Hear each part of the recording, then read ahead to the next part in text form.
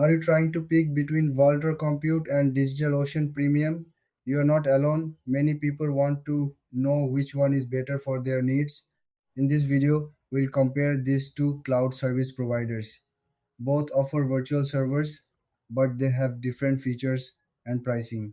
Let's start with what they both do. Vultr Compute and DigitalOcean Premium allow users to create and manage virtual machines. These machines can host websites, applications, or even development environments. Now, let's dive into Vultr Compute. Vultr is known for its simplicity and speed.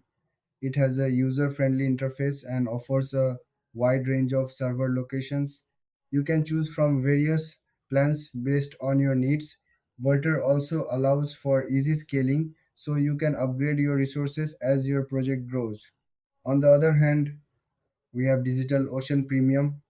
DigitalOcean focuses on performance and reliability. It offers optimized droplets that are great for developers. DigitalOcean also has a strong community with plenty of tutorials and support. This can be very helpful if you're just starting out. Now, let's talk about some key differences. Vultr has more server locations than DigitalOcean, which can be an advantage for global projects. However, DigitalOcean offers better support and documentation, which might be crucial for beginners. When it comes to features, both have great options.